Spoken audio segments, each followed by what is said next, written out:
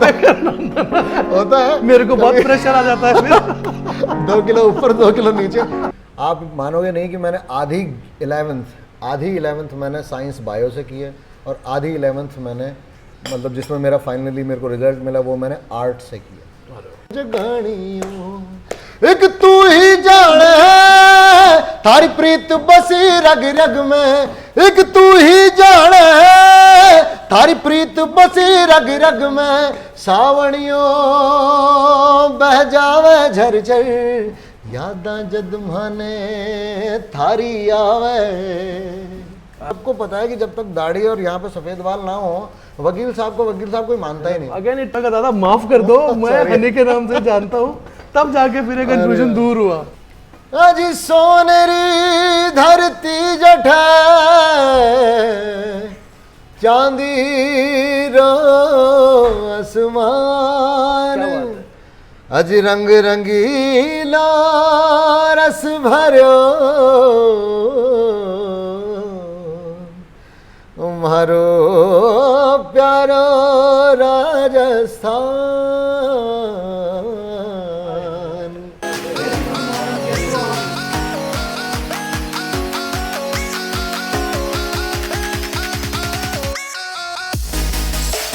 डा डा डा डा डा डा डा डा डा डा डा डा डा, होली है होली रंगों की चले गोली, ला ला ला ला ला ला।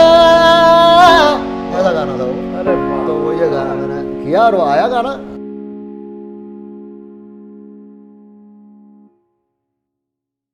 आज का दिन मेरे लिए बहुत इंपॉर्टेंट है क्योंकि मैं एक बहुत बड़ा म्यूज़िक लवर हूँ।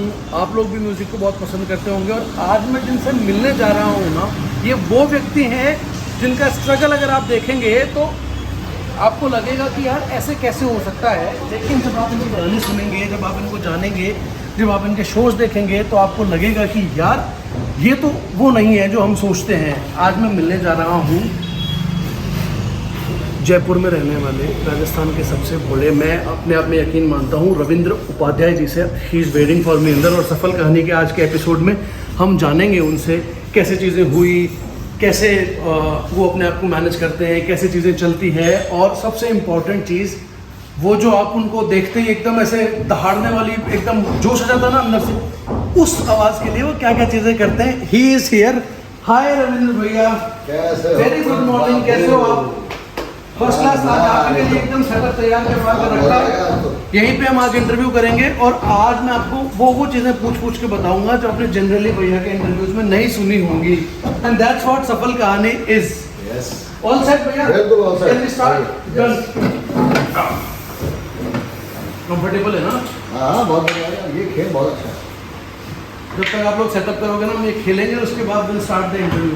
Right, alright, done. दादा फाइनली आज मैं मतलब बहुत सालों से वेट कर रहा था इस मूवमेंट का कि आएगा and I will be sitting with you and talking to you, और आज बैठे हैं। बहुत ही मतलब इंप्रेसिव लग रहा है। बट दादा कुछ भी शुरू करूं, मैंने मेरी ऑडियंस को पहले भी बताया, एक बार वो सोने की धरती से हम शुरू करना चाहेंगे। मैं I am just a huge fan. Wow. वो असल में क्या हुआ कि हम लोग जब इंडियाज गॉट टैलेंट के वो फर्स्ट राउंड था, हाँ जी, और स्वागस्तान का इंट्रो था, मतलब एक तरह से। तो हम लोग जब वहाँ पहुँचे तो सबको ये था कि भाई राजस्थान से बैंड आया है और थोड़ा सा यूनिक कॉन्सेप्ट है, क्या करने वाले हैं। तो हम लोग भी बहुत कंफ्यूज हो गए थे, बिकॉज होता ये था कि वहाँ पे सबसे बड़ी दिक्कत होती थी कि बहुत छोटा सा टाइम दिया जाता था। हाँ। 1-1.5 मिनट 2 मिनट का मतलब अच्छा। छोटा सा एक्ट होता है। अब उसमें सारी चीज़ें आपको डालनी है एग्जैक्टली। उस पर भी उनका फोकस, मतलब उनका कहना भी ये था, सही भी है, कि आप लोग ना अपने एक्ट को इतना टाइट रखो कि हमको एडिट नहीं करना पड़े। ओके। बिकॉज वो उनका सीधा चले एयर वाला टाइम बड़ा लिमिटेड सा होता है, क्योंकि बहुत सारे बैंड्स आ रहे हैं, सारी चीज़ें हो रही हैं, या मतलब एक्ट्स आ रहे हैं। तो हम लोग कंफ्यूज, मैंने कहा यार राजस्थान का इंट्रोडक्शन है, कैसे क्या किया जाए। तो वो ये जो दोहा है, वो सोनेरी धरती जठे चांदी रो आसमान, वो आया दिमाग में। वो अमेजिंग। अब उसको कंपोज करना, तो समस्या वहाँ आ गई मैं, क्योंकि 50 तरह से गाया हुआ है। एग्जैक्टली। मैंने यार किसी को वो करेंगे तो फिर गड़बड़ हो जाएगी। तो हमने फिर ये कोशिश करी कि इसको मांड के आसपास रखें, फील जो है, फील उसका वो रखें, और स्केल इस हिसाब से दिखाएं, जो अपना राजस्थानी टिपिकल स्टाइल है, वो खुले गले से गा रहे हैं और मजे से। बट स्टिल मैं आपको बताऊं, मतलब सुनूं उससे पहले, ये स्टाइल जो थी ना अभी तक, दैट वाज टोटली, आप इसको सुनोगे तो लोग पहले मांगन यार सर्च कर लेंगे Exactly. बट आपका उस टाइम वो जो सुर लगा भाई, मैं कह रहा हूँ आज भी मैं उसको वास्तव में हर महीने में 10 बार सुनता हूँ। प्लीज उससे शुरू करते हैं ना, ठीक प्लीज। बात है। आज सोनेरी धरती जठे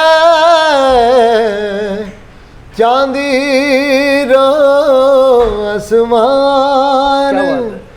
अज रंग रंगीला रस भरो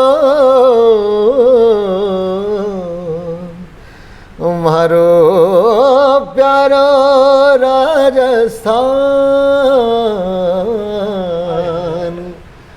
हो केसरिया बलम आओ ने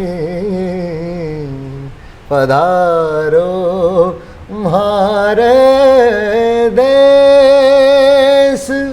क्या बात है दादा, मैं आज धन्य हो गया। आपको माइक्रोफोन्स की भी, स्मॉल सेटअप्स में तो माइक्रोफोन्स की भी जरूरत नहीं पड़ती होगी, Normally नहीं पड़ती है। अच्छा, स्टार्टिंग विद दिस, सबसे फर्स्ट टाइम कब लगने लगा था कि I am made for music?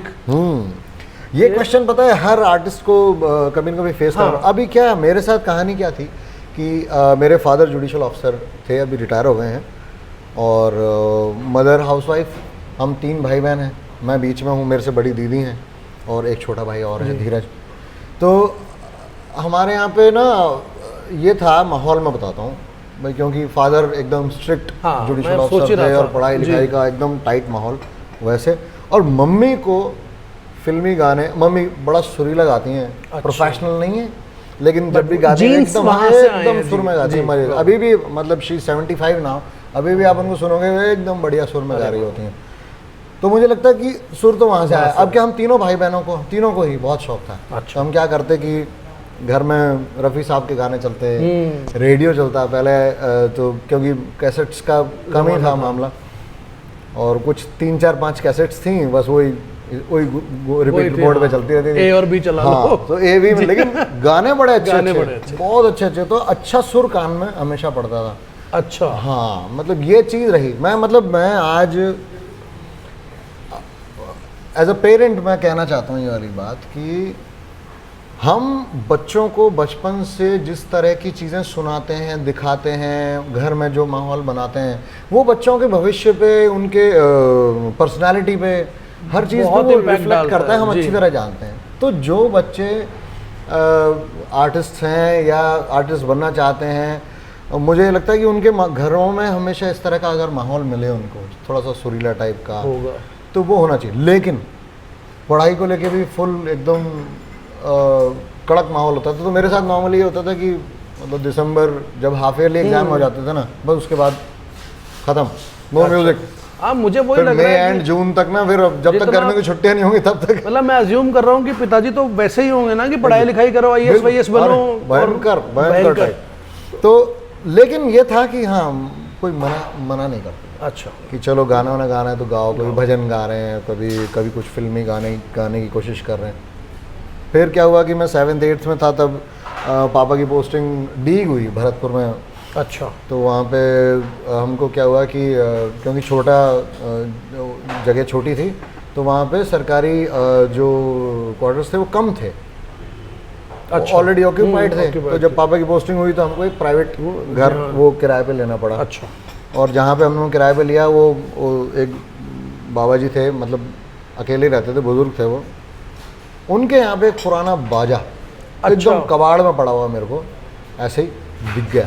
अच्छा, तो मैंने उनसे पूछा, मैंने कहा बाबा ये बाजा कौन बजाता है? वो बहुत बोले, "बेटा, fascinating लगता हाँ, होगा भयंकर, अरे हारमोनियम दिख गया।" तो बहुत खुश हो गया मैं। बोले कि बेटा कोई नहीं बजाता है, तो ऐसे ही पड़ा हुआ है, खराब हो रहा है, तेरे को बजाना है तू ले जा। तो हम ऊपर वाले पोर्शन में जाते, वो उठा के मैं ऊपर ले आया। और धूल वूल भरा हुआ, बिल्कुल अजीब टाइप का बाजा। अच्छा। लीक हो रहा है पूरी तरह, तो उसका पर्दा भी बार बार तेज चलाओ तब जाके हवा भरती थी उसमें। अरे वाह। लेकिन मैंने वहाँ पहली बार उस टाइम पे मैंने कीज़ पे हाथ रखना शुरू किया विदाउट एनी ट्रेनिंग, बस वो क्योंकि दिमाग में सुर होता है ना, तो आदमी फिर वो ये ट्रेनिंग वो ढूंढता है सुर। जी, फिल्मी गाने सुनो, फिर उसको निकालने की कोशिश करो। ऐसे ऐसे करके ना मैंने शुरू किया। तो इनिशियली हुआ ये कि मैं स्कूल्स के कॉम्पिटिशन्स वगैरह में जाता था, स्कूल में प्रार्थना में ये वो, लेकिन वो प्रोफेशनल वाली तो बात कभी होती ही नहीं है, क्योंकि सीखा ही नहीं कहीं। तो चलते रहे चलते रहे। ऐसे ही फादर की पोस्टिंग पूरे राजस्थान भर में होती थी, तो अलग अलग जगह के माहौल, कभी कहीं। तो जहाँ जाते वहाँ स्कूल में कोई म्यूज़िक सिखाने वाले सर होते तो उनसे सीखते थोड़ा सा, सर इसको कैसे बजाऊँ, ये क्या करूँ, कैसे गाऊँ, ऐसे ऐसे करते करते चलता रहता था। और ये कहानी चलती ही रही। मतलब मैं आपको सही बात बताऊँ कि म्यूज़िक सीखने के नाम पे मैं सिर्फ इतना ही सीख पाया। अच्छा। लेकिन जैसे मान लीजिए कि अब जैसे भरतपुर जिला है, वहाँ पे क्या ब्रजभाषा और ब्रिज का बहुत है। वो इन्फ्लुएंस है पूरा। तो वो एक style of singing, style of music वो देखते हम लोग, सीखते थोड़ा बहुत। फिर वहाँ से सीधी पोस्टिंग होगी नागौर। अच्छा, तो सीधे मारवाड़ में आ गए, इधर आ गए सीधे। अब अच्छा, ये सब कॉन्शियस में चल रहा था उस टाइम, ऐसा तो पता होता नहीं था, बस वो कुछ ना कुछ सीखे जा रहे थे। बिल्कुल। यहाँ पे आए तो राजस्थानी म्यूजिक और वो लंगा मांगड़िया और एकदम आवाज खोल के और वो वाले वैसे, ये तो म्यूजिक बड़ा जोरदार है जी। तो वो थोड़ा बहुत ऐसे ही सुनते, कभी वहाँ कुछ प्रोग्राम्स में चले जाते, वहाँ से कितना अच्छा गाया उन्होंने, वो आवे हिचकी मैंने आवे हिचकी, ये वो दुनिया भर के मतलब सारे वो गाने। टिपिकली आप म्यूजिकल फैमिली से उस टाइम नहीं थे, तो कुछ समझने वाली बात नहीं थी, बस ये थे कि ठीक है देख लिया, कुछ कोशिश कर ली और उसको इमिटेट करा। अच्छा, बस ऐसे ऐसे करते रहे। लेकिन एक फ़ायदा हुआ कि जब आप लोकल लैंग्वेजेस से आप परिचित नहीं होते हो, तो आप जब जैसे छोटे बच्चे हैं स्कूल में गए, अब सब बच्चे पहले वहाँ ब्रजभाषा बोल रहे हैं, वहाँ से आगे इधर आगे नागौर में मारवाड़ी बोल रहे हैं। एग्जैक्टली। तो वो सब फीड होता है। हाँ, तो वो सुन रहे हैं, वो उनका बोलने का स्टाइल कैसे बोलते हैं, कैसे यूजेस, थोड़ा मतलब पूरी तरह तो नहीं, लेकिन हाँ नहीं, मैं समझ पा रहा हूँ यार। आप खुद लोग, आप लोग सोचो, एक तरफ आप 5 साल बोल रहे हो कि ए लाला का कर रहे हो, और उस सब में रह रहे हो, और एकदम से आप हार्डकोर मारवाड़ी में आ गए, बिल्कुल हिसाब किताब बेगर को मेरा और फिर एकदम हार्डकोर नागौर या बीकानेर या ये वाले जोन्स में आ जाओ। तो वो एक गजब की फीलिंग है। बिल्कुल। और वो एक लर्निंग प्रोसेस है। जब छोटे बच्चे होते हैं 7th 8th 9th 10th, मतलब जब 10 साल से लेके 9-10 साल से लेके 13-14 साल की एज तक जब आप होते हो, तो आपकी सीखने की एक तो ललक बहुत ज़्यादा होती है, और नेचुरली ही आप फटाफट सब चीज़ पकड़ते हो, और इंटरेस्ट डिफाइन हो रहा था उस टाइम में धीरे-धीरे। बिल्कुल। तो ये सारी चीज़ें होती रहीं और यूँ करके चली गई। कॉलेज में आते हाँ, फिर क्या हुआ कि अच्छा ये देखो ये कहानी कैसे जाती है कि देखिए क्लास 12th यानी हायर सेकेंडरी करते करते मैंने 8 स्कूल बदल लिए। कितने? 12 साल में 8 स्कूल? 12 साल में 8 स्कूल। अब आप सोचो इतने ट्रांसफर्स हुए? इतने ट्रांसफर्स हर 1.5-2 साल के अंदर ट्रांसफर। आप मानोगे नहीं कि मैंने आधी 11th मैंने साइंस बायो से की है, और आधी 11th मैंने मतलब जिसमें मेरा फाइनली मेरे को रिजल्ट मिला वो मैंने आर्ट से किया। So there was so much of challenge, so much of changes in my that time of period कि स्टेबल होने से पहले ही वापस शिफ्ट। आज मैं कहता हूँ, मैं मेरे बेटे को ही बोलता हूँ कि भाई तू क्लास 9th में आ गया, तू सोच कि क्लास 9th में आते आते मैं 6 स्कूल चेंज कर चुका था। आप तो सिर्फ जूनियर से सीनियर में जाने में टेंशन हो रही है आपको। मैं तो स्कूल ही चेंज है, ना दोस्त ढंग से बन पा रहे, ना कोई रह पा रहे। सही बात कह रहे हो। तो उससे बट ठीक है, नुकसान जो हो सो हो, लेकिन फ़ायदा क्या है? कंपैटिबिलिटी बढ़ती है। एग्जैक्टली। एक बोलना चाहिए एक पर्सनालिटी के रूप में आप इस तरह डेवलप होते हो कि आपको जिस भी किसी गैदरिंग में, जिस भी किसी सिचुएशन में डाला जाएगा, you try to get involve in that, और जितना जल्दी सीख सको सीख। मैं अज्यूम करता हूँ कि अब अगर आप महीने में 25 शोज भी कर रहे होते हो तो आपको प्रॉब्लम नहीं होती होगी, क्योंकि उस टाइम ने वो चीज़ें सिखा दी हैं इतनी। बिल्कुल, आराम से जाओ। ज़रूरी नहीं है कि आप हर चीज़ को समझोगे, कोशिश करो, समझ में आ रही है ठीक है, नहीं तो एटलीस्ट आप उस धार बोलते ना कि धारा बह रही, तो उसमें आप चले जाओ। बिल्कुल। तो यूँ करके ये सारी चीज़ें नहीं। कॉलेज मेरा यहीं जयपुर से हुआ, राजस्थान कॉलेज में एडमिशन हो गया मेरा, और कॉलेज में आए तो एनसीसी में मैंने ज्वाइन करा। NCC first year senior division चले गए। तो एनसीसी में सेकेंड ईयर में थे तब मैंने रिपब्लिक डे कैंप होता है हमारा आरडीसी, जो एनसीसी के जितने भी आप किसी भी कैडेट से मिलोगे तो वो यही बताएगा हाँ मेरा मन है कि मैं आरडीसी करूं। अच्छा। मतलब सबसे ज़्यादा बोलते हैं ना रेपुटेशन उसी की है उस कैंप की। तो जब ये सेकेंड ईयर में आया तो मैंने भी आरडीसी के लिए शुरू की कहानी। और वहाँ पे क्या होता है, बहुत सारी एक्टिविटीज़ होती हैं, सिर्फ वो ड्रिल वगैरह वो सब तो है ही है, उसके अलावा भी तो कल्चरल मैं समझ पा रहा हूँ, मैं भी केंद्रीय विद्यालय वाली कल्चर से आता हूँ, तो सोशल साइंसेज और ये वो खूब सारे चलता है। बिल्कुल। आप उसमें क्या हुआ कि वहाँ पे आके ना फिर मेरे को गाने की बात चली, स्टेज मिलने लगा। हाँ स्टेज मिला, और ये हुई कि भाई कौन लीड करेगा। अच्छा, वाह। तो ऑडिशंस हुए और मुझे फिर वो सेलेक्ट कर लिया कि नहीं रविंदर करेगा। अरे वाह। क्योंकि ये प्ले भी करता है, हारमोनियम कीबोर्ड वगैरह सब कुछ बजाता भी है और गा भी लेता है। तो जब वहाँ से अब क्या होता है, जब आप अपने टीन्स में 17-18 टाइप आपके यार दोस्त आपको इग्नोर करो, यार रविंदर क्या गा रहा है यार, मजा आ गया मजा आ गया। असली स्वैग स्थान तो वही शुरू। फिर आप चलो मैं तो सिंगर हूँ सिंगर हूँ, बिल्कुल। तो वहाँ से सिंगर एक्सप्लोर किया मैंने अपना। उससे पहले तक मैं सिर्फ म्यूजिशियन ही था, थोड़े कीबोर्ड्स वगैरह बजाता था, हल्का फुल्का गाता था। और उसी दौरान फिर आकाशवाणी से अप्रूवल हो गया जयपुर। अच्छा। आकाशवाणी से दूरदर्शन के प्रोग्राम्स करने शुरू करे मैंने, और ये सब चीज़ें चलती रहीं। फिर सारेगामा आया, सारेगामा का ऑडिशन दिया, उसमें सेलेक्ट हो गया। 2000 में सारेगामा गया। तो ये सब चीज़ें, मैं एक बात पूछना, आकाशवाणी वाला जब टाइम शुरू हुआ था, मुझे वहाँ से जानना है, क्योंकि वो एक इम्पैक्टफुल चीज़ है। शौक सबको है, बट फिर इधर शिफ्ट जो है ना ये, और उसी शिफ्ट की वजह से आज हम यहाँ बैठे हैं। आई गेस सही बात। वो शिफ्ट कहाँ से आया, कैसे आया? उस टाइम पिताजी ने कहा नहीं था आपको कि यार कंपटीशन की तैयारी कर लो, एग्जैक्टली, या ऐसा कुछ करो? एग्जैक्टली।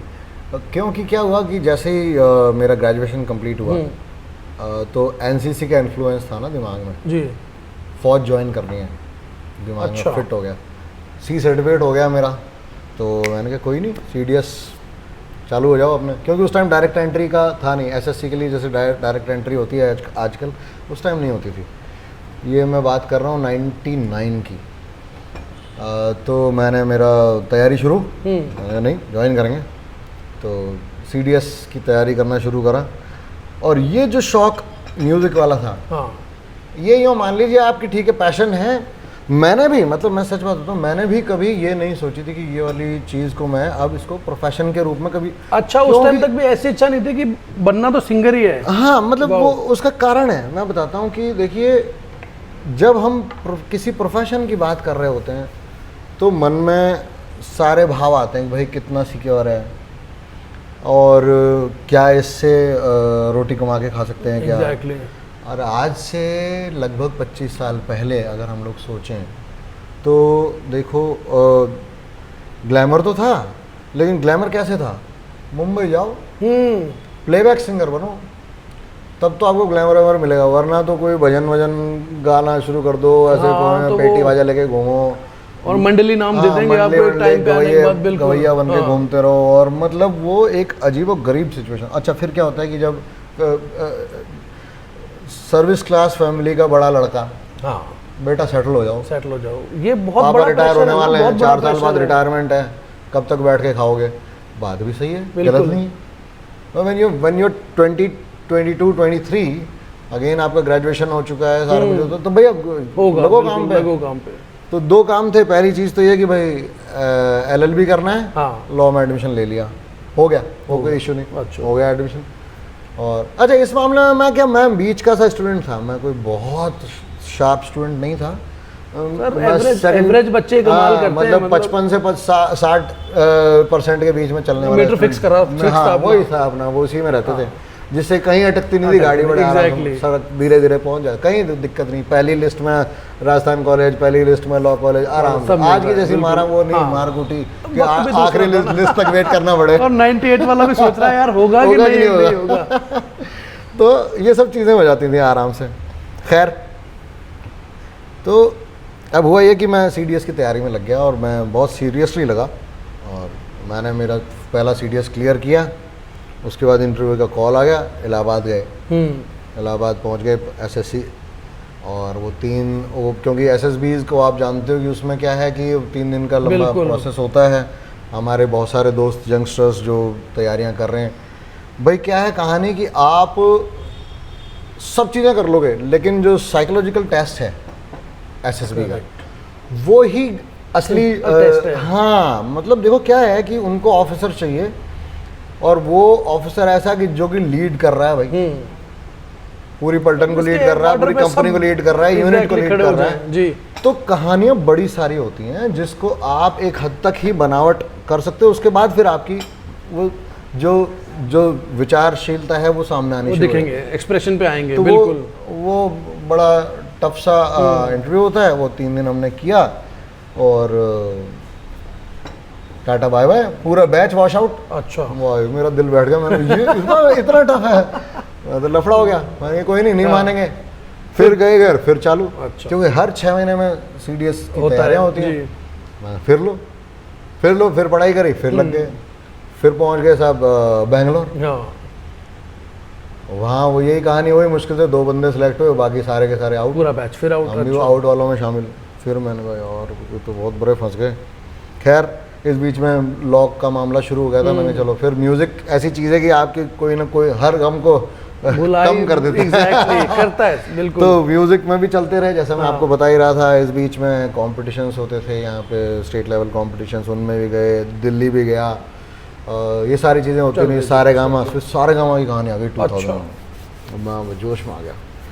अब मेरी हालत मैं बताता हूँ क्या। सारे गामा मेरा लॉ का फाइनल ईयर, अच्छा लॉ फाइनल ईयर है, दिसंबर में इसका फाइनल ऑडिशन हो रहा है मुंबई में। 3 महीने एग्जाम के बच्चे हैं, घर वाले कह रहे हैं यार तुम ये क्या इन चक्करों में। हालांकि सारेगामा को लेके तो सब लोग बड़े और क्या बात है, क्रेज होता ही है, ऑब्वियसली सिलेक्शन हो गया। अब क्या, अब मैं सोचूं मैं कि रियाज कैसे करूं, मेरे पास तो बाजा भी नहीं है, कीबोर्ड भी नहीं है, बाजा भी नहीं है, सब ऐसे ही चलाते थे। तो मैंने मेरा पहला हारमोनियम खरीदा ऑडिशन के लिए दिसंबर 99 में मैंने ये मेरा पहला हारमोनियम, अभी भी है मेरा बाजा। क्या कॉस्ट रही वो 4500 रुपीज़ का वो आया था, कपलर वाला मेरा बाजा, और वो मैंने खरीदा बड़ी जिद करके, लेकिन वो उसको मान लिया गया क्योंकि भाई मैं सेलेक्ट हो चुका था। तो वो हुई, फिर जनवरी में शूटिंग हुई, मैं सेमीफाइनल्स तक पहुंच गया और सेमीफाइनल्स में मैं आउट हो गया उसमें। तो कोई नहीं, वहां से बहुत सारी चीजें बदल। अच्छा तब भी नहीं बदली, तुरंत वहां से बोरिया बिस्तर समेटा, हमारा बैक वापस बैक टू पवेलियन। अब पढ़ेंगे वापस। हाँ और क्या, ये तो शौक हुआ गया भाई। ठीक है, 4 लोगों ने। अच्छा उस टाइम तक भी क्या थी कहानी कि Saregama was a tough competition, लेकिन वेरी लेस ग्लैमरस। वही कुर्ता पजामा टाइप, एकदम सीधा चुपचाप, सीधा बड़ा अच्छा गाता है, वापस अपने घर चला जाता है। ये तो है, मतलब अभी भी आप ये मानते हो ना कि 2005-06 तक जो शोज थे वो आज भी स्टार्स हैं सारे के सारे लोग। उसके बाद में काफी चीजें होनी स्टार्ट हुई। बिल्कुल, फिर वापस आ गए, फिर LLB शुरू, एग्जाम सब आ गए। हाँ। एक बार और माथाफोड़ी कर ली, तीसरा भी मैंने SSB दे लिया और मैं भोपाल से भी झटका खा के वापस आ गया। तो फिर मैंने कहा भैया अब यहाँ से तो बोरिया बिस्तर समझ लो, ये तो नहीं होना। डिप्रेशन नहीं आया हल्का सा भी, या 3 बार हो गया मतलब दुखी हो गया। मैं नहीं, फौज के लिए तो नहीं बने, ये तो नहीं होगा। चलो मैंने, फिर इस बीच में वो सब इंस्पेक्टर राजस्थान पुलिस, चलो उसमें भी घुस गया मैं, उसमें भी इंटरव्यू दिया, RPSC भी कर आया, लेकिन वो मेरिट में नहीं बैठा मामला, तो मैं पोस्टिंग मेरे को नहीं मिली। अच्छा, तो वो भी नहीं बैठा मामला। यार आपकी कहानी तो बिल्कुल वो हर व्यक्ति के मन वाली कहानी है। हर लड़का आज की डेट में यही सब चीजों में तो उलझे हुए हैं। क्या करूं क्या ना करूं, और एज बढ़ती जा रही है। इधर साहब LLB कंप्लीट हो गया, वकालत इधर शुरू करो। अच्छा। तो साहब वकालत शुरू कर दी। 2001 से मैंने मेरी वकालत चालू हो गई, और बस ये दूरदर्शन वगैरह कुछ प्रोग्राम्स होते थे वो भी कर लेता था। अच्छा। बाकी कोर्ट जाते थे रेगुलर? बिल्कुल, काला कोट बैंड्स लगा के सीधा। तो 4 साल मैंने प्रैक्टिस की।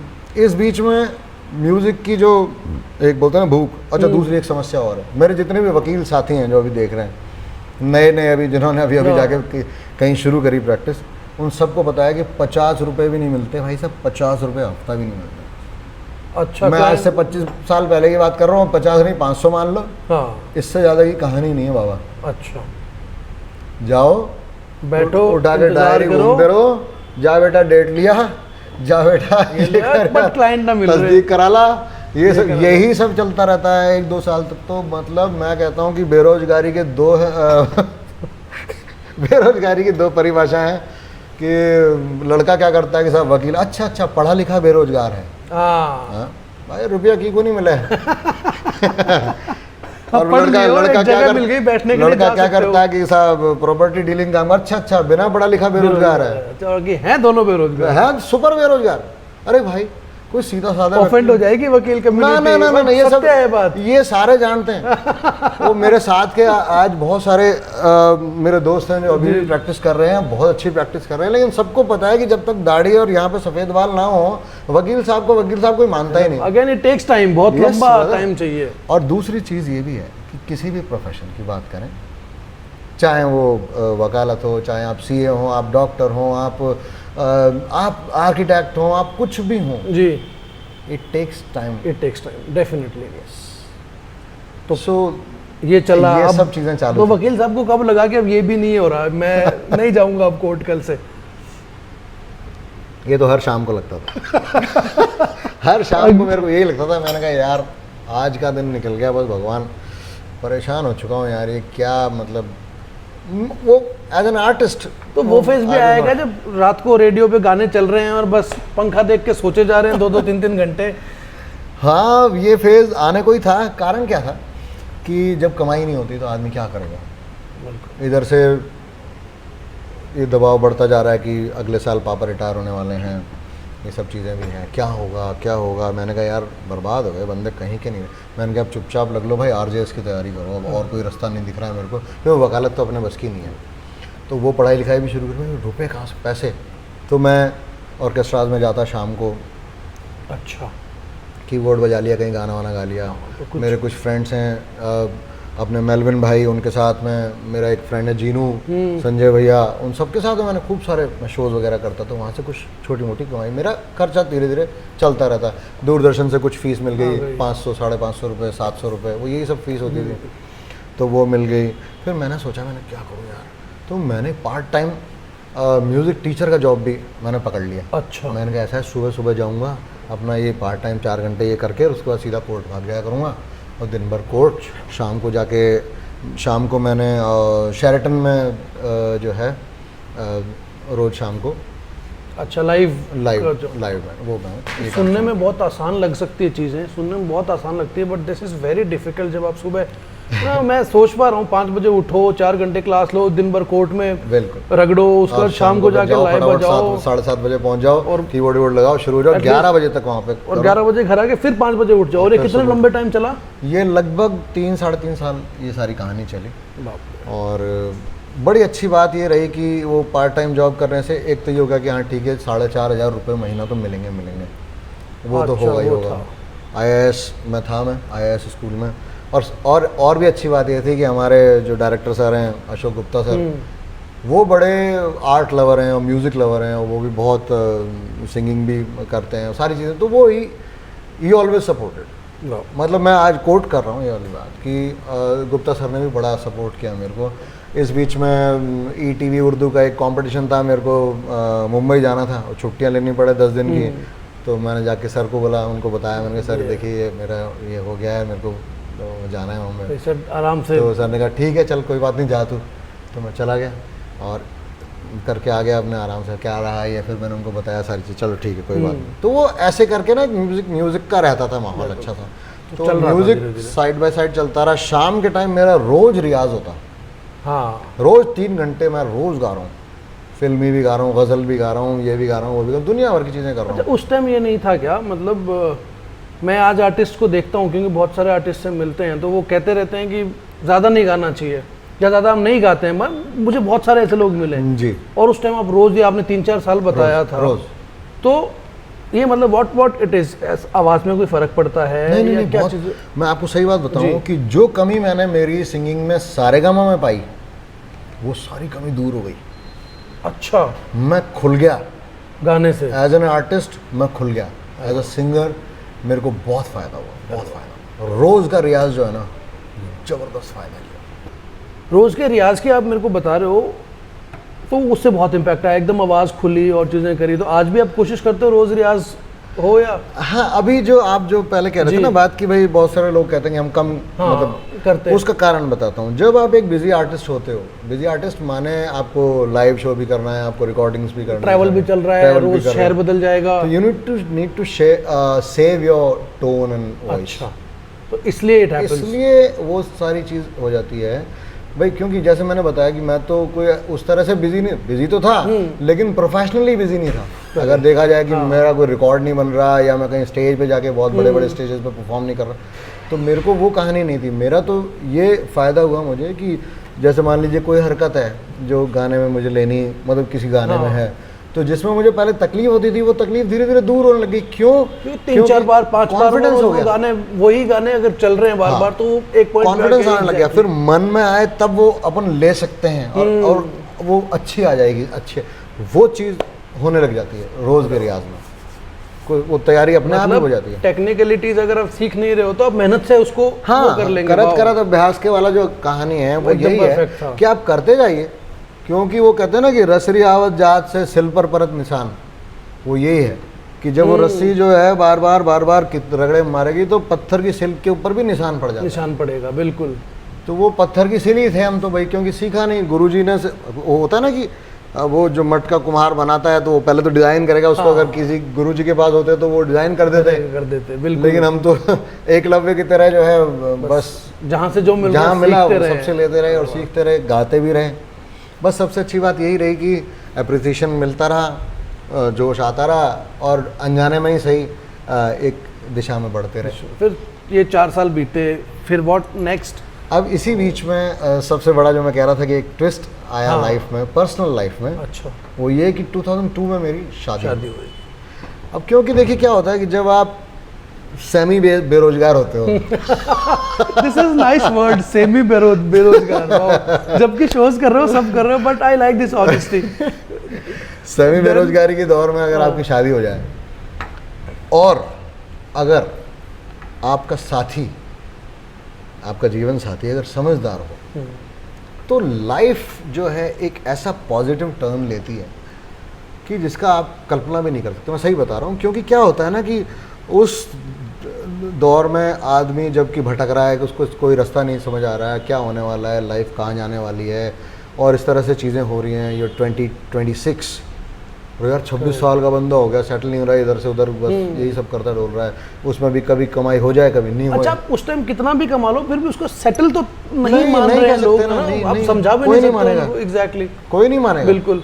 और वो एक अजीब गरीब निगाहें रिश्तेदारों की भी, यारों दोस्तों की, जानकारों की भी, क्या करता है तो सिंगर तो है लेकिन वैसे करते क्या? I got it.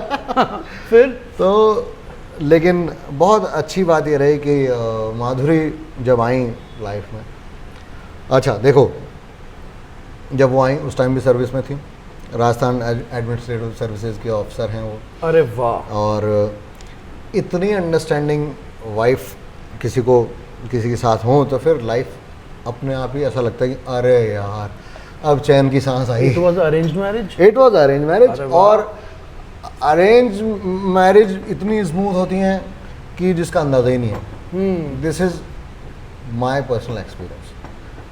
क्योंकि शंका लेकर अगर आप कोई काम करेंगे तो वो शंका बनी ही रहेगी, हमेशा ये मान के चलें। मैं हमेशा ये कहता हूँ कि just have faith, you know, parents blind faith, मतलब यार वो आपके मम्मी पापा हैं, वो आपका बुरा क्यों चाहेंगे, पहले तो ये बताओ।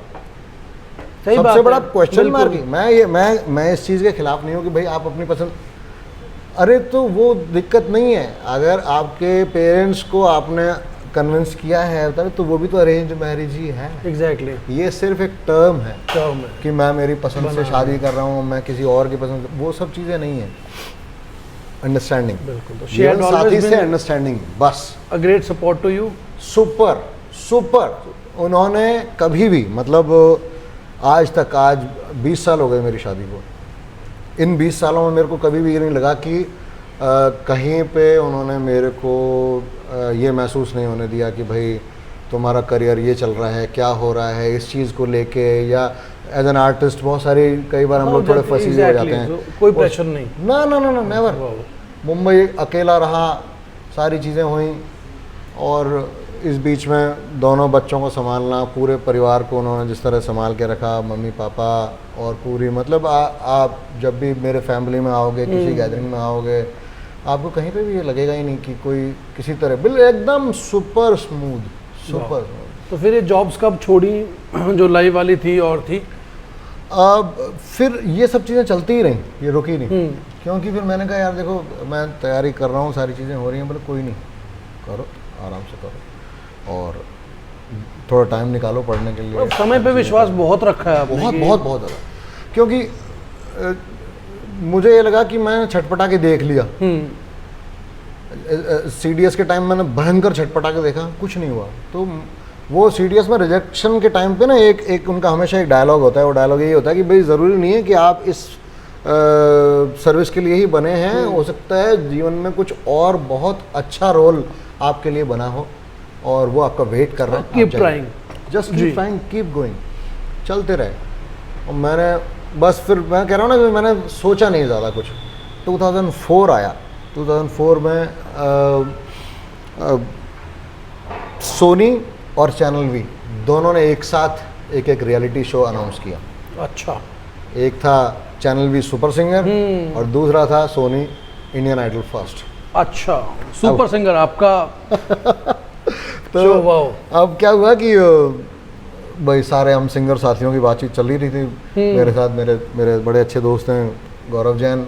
गौरव से बात हुई, मैंने कहा यार गौरव क्या करना है बता। बोले हाँ यार भैया यार अपन चलते हैं, देखो जयपुर वाला और दिल्ली वाला ऑडिशन तो निकल गया, ऐसा करते हैं अहमदाबाद में दे देंगे अपन ऑडिशन इंडियन आइडल का। अच्छा, ये सुपर सिंगर पहले थे इंडियन ना, आइडल का? पहले इंडियन। अच्छा, तो मैंने कहा ठीक है, हमने सब टिकट विकेट चुपचाप से करा ली। मैंने कहा कोई नहीं ठीक है हाँ। आप चलेंगे, मैंने वहीं लग जाएंगे लाइन में। इस बीच में पता लगा कि सुपर सिंगर का ऑडिशन जयपुर में हो रहा है। अच्छा, तो पहले ये अदनान साहब जयपुर में। पहले ये देखें। हाँ, तो वो एक, और मैंने कहा यार अहमदाबाद तो अब वो बाद में था, बाद में होना था। तो मैंने ठीक है, हम वहाँ पहुँच गए। और वहाँ कैसे पहुँचे कि मेरा बचपन का साथी जिमी फेलिक्स, अच्छा, वो चैनल भी आसमा बैंड में सेलेक्ट हो चुका था, आसमा में।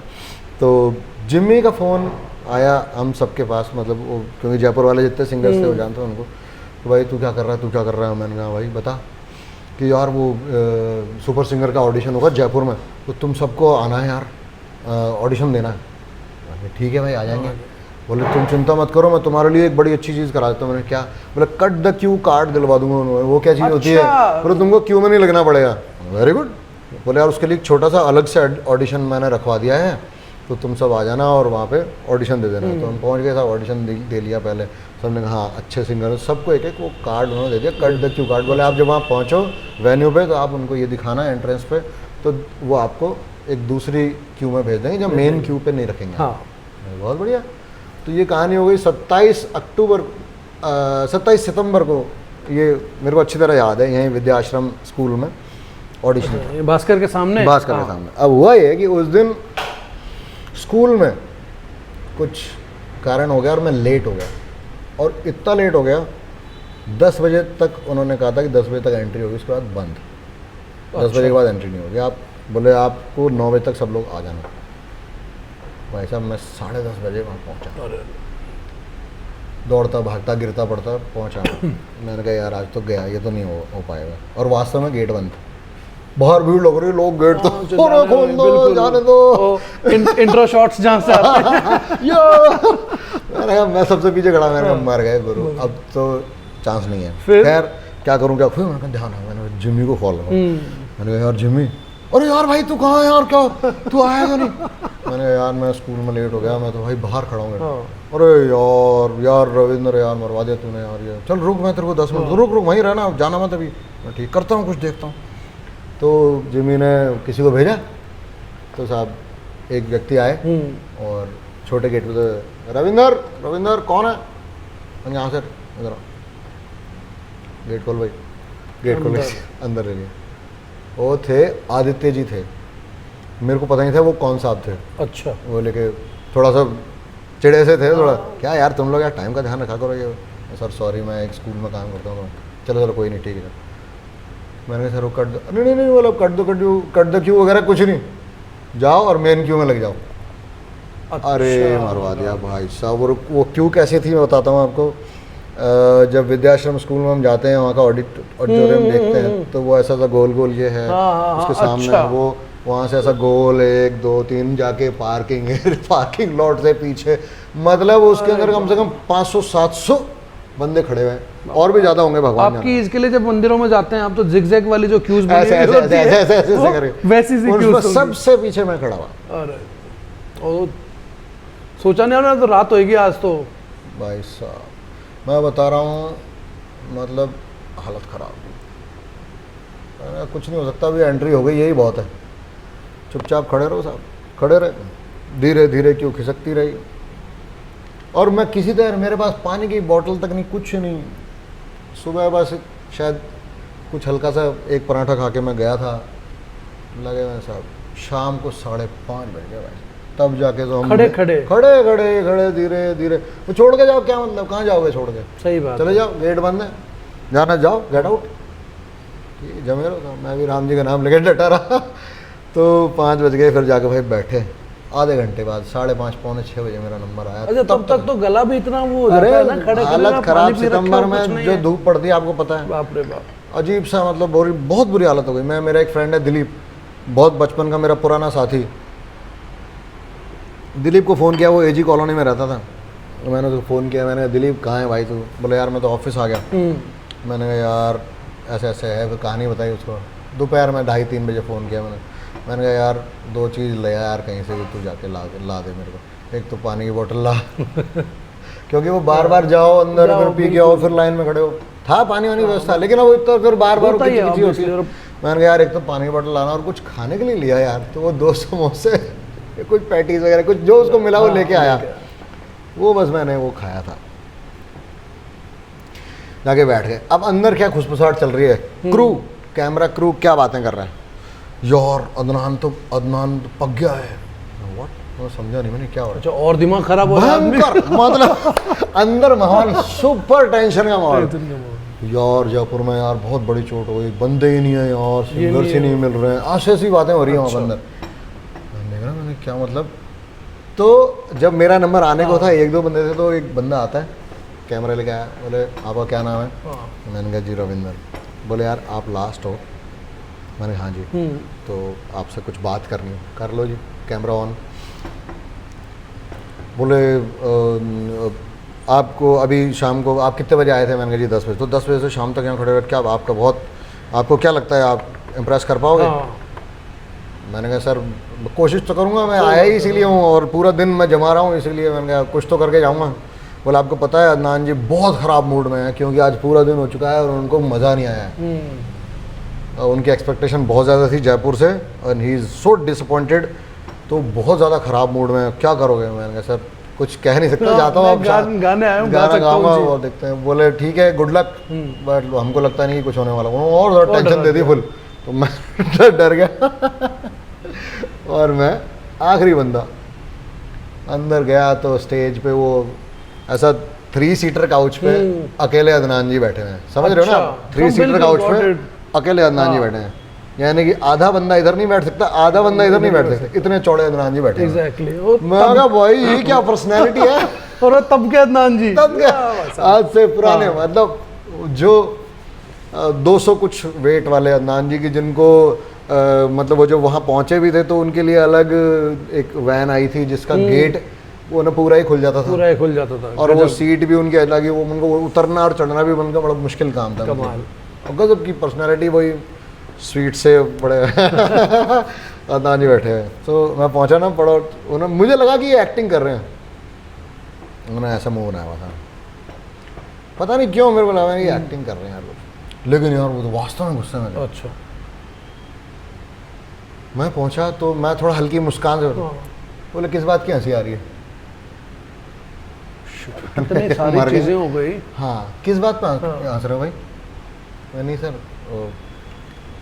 नहीं कोई वो डायलॉग दे देते ना उनको। उस टाइम मैंने था बचपन से इच्छा थी ऐसे स्टेज पे जाऊंगा, आज आया हूँ, मुझे खुशी हो रही है। एक तो मैं वैसा थका टूटा पीटा। खैर ठीक है, सुनाओ क्या सुना रहे हो? मैंने कहा सर वो छैया सुनाओ। अच्छा सुनाओ। शुरू किया मैंने, एक सुर लगा दो। कौन ऑडिशन में कौन सा क्या लगाया था? तो मैं तो सीधा ही शुरू हो गया, होता ना उसका।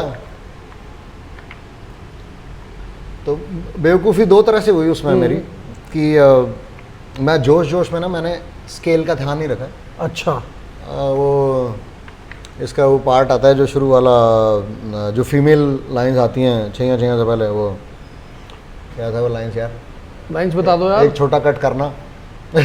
हाँ वो थी वो, कोई नहीं, काट देंगे इसको। ना रा रा क्या था? जिनके जिनके सर हो इसकी छाँव। हाँ तो वो मैंने ना ऊंचा शुरू कर दिया। हाँ। जिनके सर हो इश्क, ऐसे यहाँ से शुरू कर दिया। तो अदनान जी धीरे से मुस्कुराए। समझ गए थे? हाँ मुस्कुराए। फिर उन्होंने रोक लिया, मेरे को रोक दिया। अच्छा अच्छा, तो स्केल, अच्छा एक काम करो, चलो फिर गाओ, तुम गाओ, आगे गाओ। तो मैंने होशियारी करी और स्केल नीचे चेंज कर लिया। चल फिर ऐसे मुंह उतर गया। फिर सुनते जा रहे हैं पूरा बना, चल छैया छैया छैया छैया, तो मुंह ऐसे लटकाया हुआ है, छैया छैया छैया छैया, सारे इश्क की छाँव चल छैया छैया, सारे इश्क की छाँव चल छैया, पाँव जनत चले चल छैया छैया, पाँव जनत चले चल छैया, चल छैया छैया छैया छैया, चल छैया छैया, और मिसाले से चले पाँव के तले, फिर दो से चले, कभी डान डान, कभी बात बात में हवा पे ढूंढूं उसके निशान, ये सब। तो वो ऐसी लाइन का वेट कर रहे थे कि ये यहाँ पहुंच के क्या करता है। यहाँ अगर पॉइंट मिला कमाल, तो जाके उनके चेहरे पे मुस्कुराहट आई। ओह क्या वेरी गुड, आपको लगा होगा शाबाश, क्या बहुत अच्छे, बहुत। अच्छा अब ऐसा है कि इसी फिल्म का ना टाइटल सॉन्ग सुना दो। अब वो क्या हुआ कि हमको ना एक लिस्ट दी थी उन्होंने। अच्छा। ये लिस्ट वाले गाने आपको गाने हैं। पता लगा वो गाना तो लिस्ट में ही नहीं था। मैंने कहा सर ये गाना तो इसमें, तो बोले क्या सिर्फ लिस्ट वाले ही गाने गाते हो क्या, उसके अलावा गाना नहीं गाते? नहीं, मैं नहीं सर। गाएंगे। तो गाओ। मैंने सर लिरिक्स का थोड़ा सा, बोले कोई बात नहीं गाओ। चलो अब मैं आखिरी बंदा। वो खुश हो गए, उनके चेहरे मुस्कुराहट आ गई, कैमरा आगे आ गया। कैमरा आगे आ गया। तो खैर अब वो मैंने कहा ठीक है सर, मैं कोशिश करता हूँ, मेरे को लिरिक्स पूरे याद नहीं। बोले कोई बात नहीं, जितना आता है सुनाओ। ठीक है। और वो दिल से रे, दिल से रे, दिल से रे, दिल से रे, दिल तो आखिर दिल है ना, मीठी सी मुश्किल है ना, पिया पिया पिया पिया पिया न पिया, जिया जिया जिया न जिया, दिल से रे। तो ये सारी चीज़ें, फिर वो खुश हुए जाके। अरे वेरी गुड, शाबाश। अच्छा और कुछ सुना सकते हो? मैंने कहा सर बताएं क्या, कुछ पुराना गाना सुना दो यार, रफ़ी साहब का सुना दो। अच्छा तो ये कैप्टन लिसनिंग की, अरे वाह, फाइनली उनको जाके शाम को जयपुर में कोई उनकी संतुष्टि मिले उनको। अच्छा उनको तब 4-5 गाने उन्होंने मुझसे अलग अलग सुने हैं। वो लिस्ट तो बोले इसको तो साइड में रख दो, रख दिया। अब मेरे को क्या काम आ रहा है? वही रोज़ रियाज, वही रोज़ का रियाज काम आ रहा है। बोलो वो सुनाओ, मैंने पूछा चांद से सुनो। हाँ सर सुनाओ। मैंने पूछा चांद से कि देखा है कहीं मेरे यार सा हंसी, चांद ने कहा चांदनी की कसम नहीं नहीं नहीं, मैंने पूछा चांद से। तो ये सब चीज़ें उनके, थैंक यू। तो ये सारी चीज़ें हुई। और आप ये स्ट्रगल देख रहे हो, ये मतलब जो लास्ट लाइन में आए, आप उस व्यक्ति का स्ट्रगल है जो शो जीत के आए। दादा कमाल, ये दुनिया को पता नहीं होता ना कि ये लास्ट, हम ऑडिशन में लास्ट आए थे तो इधर आके फर्स्ट आएंगे। शो के बाद लाइफ कैसे बदली? बिल्कुल लाइफ बदली भी, और बहुत सारी रियलिटी भी देखने को मिली, समझने को मिली। ज़िंदगी क्या है, क्या क्या कठिनाइयाँ हैं, क्या क्या अच्छाइयाँ हैं, ये चकाचौंध क्या है, किस तरह से आपको बदल देती है, किस तरह आपको तोड़ती है, किस तरह आपको परेशान करती है। एग्जैक्टली मैं आपसे सीरियसली इसलिए पूछ रहा हूँ क्योंकि आप उन बहुत चंद आर्टिस्ट में से एक हो जिनको हमने जब 10 साल पहले भी देखा, आज भी देखा है। आप बहुत सौम्य हो, बहुत काम रहते हो हमेशा। आप वंडर्स भी करके आते हो, तब भी आप हमें वैसे ही ज़मीन पे मिलते हो। इसलिए पूछ रहा हूँ कि आजकल तो सबसे बड़ा डिप्रेशन है कि you win a reality show, आप 2 महीने दिखते हो और उसके बाद आप फिर बहुत लंबे टाइम के लिए गायब होते हो। ये हार्श रियलिटी है जी। और पता क्या हुआ कि जब चैनल भी सुपर सिंगर में जीत गया, तो बहुत सारी चीज़ें हुई भाई ऑब्वियसली सब, और रातों रात वो बोलते हैं ना, रातों रात, वो रातों रात कुछ नहीं था, 5-6 महीने चला था ये कंपटीशन। हाँ। मैंने सितंबर की बात बताई है आपको, अच्छा। सितंबर, अक्टूबर, नवंबर, दिसंबर, जनवरी, फरवरी, मार्च, 7वें महीने 23rd या 24th मार्च को ये डिक्लेयर हुआ था। So it was a long process. और उस बीच में कितनी बार मेरे को स्कूल से छुट्टियां लेनी पड़ी मुझे, वो जो मैं रोज़ होटल में जाके गाना वहाँ गाता से था, ब्रेक। वहाँ से ब्रेक लेना पड़ा, बहुत परेशानी हुई, और वो सब चीज़ चलती रही। अब क्योंकि वो नेक्स्ट राउंड होते जा रहे थे तो मैं जोश में भी आता जा रहा था। एग्जैक्टली, शूट्स मुंबई हो रहे थे सारे, सारा मुंबई, कभी दिल्ली कभी मुंबई, इस तरह से मतलब भागा दौड़ी वो होती रही। और इस बीच में माधुरी प्रेग्नेंट थी, अच्छा। इसी बीच में अरे ये सारी चीज़ें चल रही हैं। और जनवरी में मेरी बिटिया हुई पैदा, उसी दिन मैं फिनाले के लिए सेलेक्ट भी हुआ था। अरे वाह, वाह तो Great day। बिल्कुल, बहुत बहुत बड़ा, वो लेडी लक लेके आई, बोलते हैं लक्ष्मियाँ आती हैं तो अपना कोई ना कोई प्रभाव दिखा देती हैं जी। वो आई और उसने एकदम स्विच ऑन कर दिया, चीज़ें चेंज होने लगी।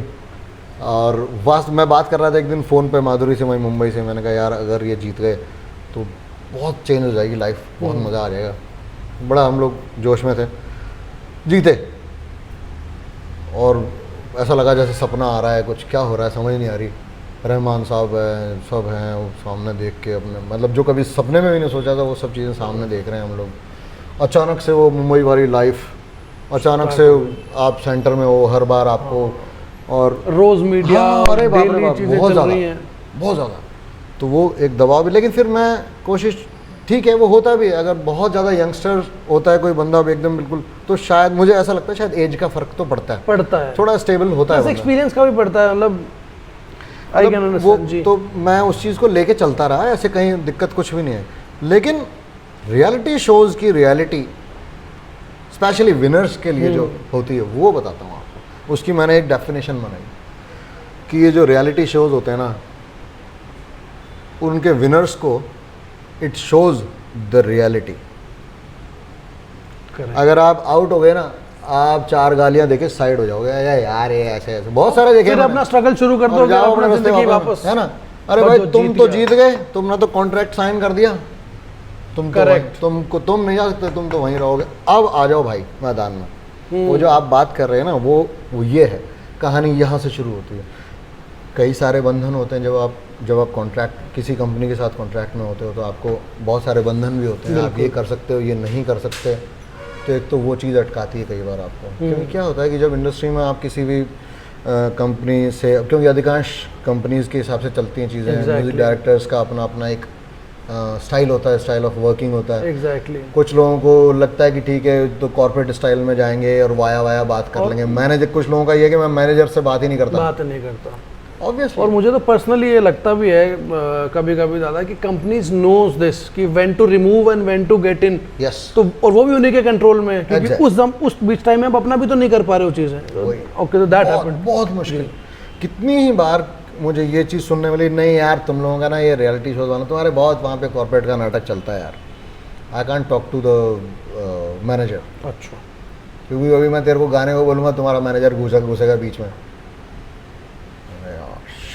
ऐसी चीजें होती और आपको तो सिर्फ यह समझ में आता कि भैया गाना पता है, तुम बताओ, बाकी चीजें मुझे नहीं समझ में आती। बिल्कुल। तो बहुत हार्श वो रियलिटी होती है, और आपको न चाहते हुए भी कुछ चीज़ें करनी होती हैं, कुछ चीज़ें नहीं कर पाते। लेकिन पॉजिटिव बात ये रही कि मेरा जो एल्बम था, first album, channel V super singer Ravindra Upadhyay नाम से वो एल्बम था, टाइम्स म्यूजिक से आया था एल्बम। उस एल्बम की रिकॉर्डिंग में मुझे बहुत सीखने को मिला, क्योंकि मेरे जो उसमें म्यूज़िक डायरेक्टर्स थे, हिमेश जी के 2 गाने, हिमेश रेशमिया जी के 2 गाने गाए मैंने। एक गाना विशाल शेखर का कंपोज किया हुआ गाया, संदेश शांडिल्य जी का एक गाना गाया, अपने संदीप चौटा जी का एक गाना गाया। तो यूँ करके ना वो एक बहुत सुंदर एक्सपीरियंस था। 50 चीज़ें सीखने को मिली जो मैं यहाँ पे बिल्कुल भी नहीं समझता था। तो विशाल शेखर के साथ you work for the first time? Yes, for the first time. उसके बाद फिर तलाश आई। What a beautiful song it was, what a beautiful song. Kumar भाई ने लिखा था, सब्र कर।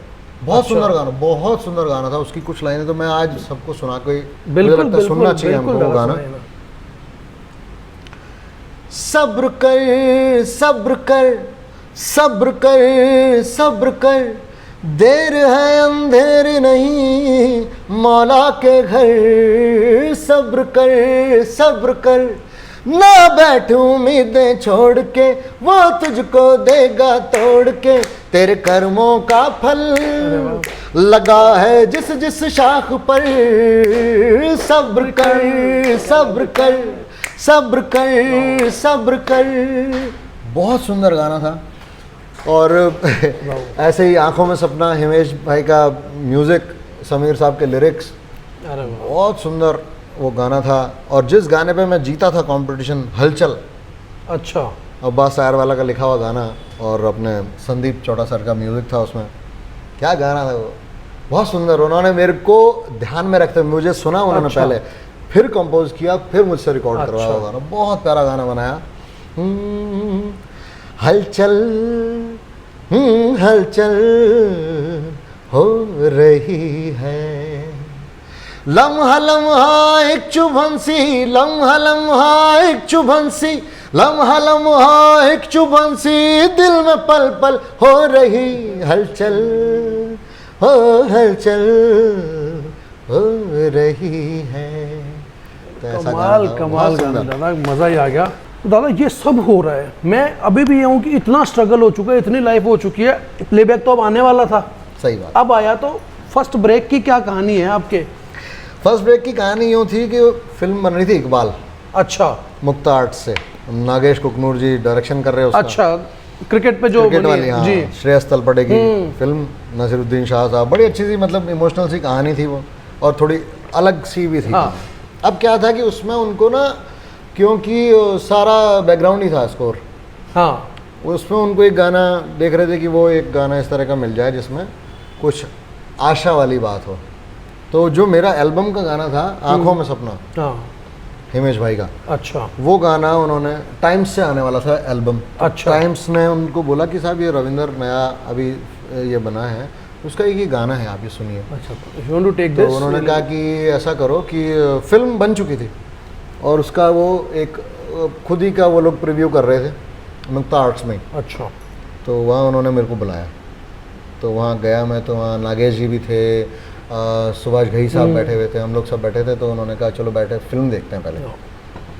तो हमने पूरी इकबाल देखी मैंने वहाँ पहली बार। और अच्छा, हाँ, इकबाल देखी पहले, और उसके बाद नागेश जी ने बोले कि ठीक है रविंदर आप अपना गाना सुनाइए। तो फिर मैंने वो गाना सुनाया, गाना ही होता, बड़ा प्यारा गाना, समीर साहब के लिरिक्स थे उसमें। आँखों में सपना, सपनों में आशा, आशा है जिंदगी,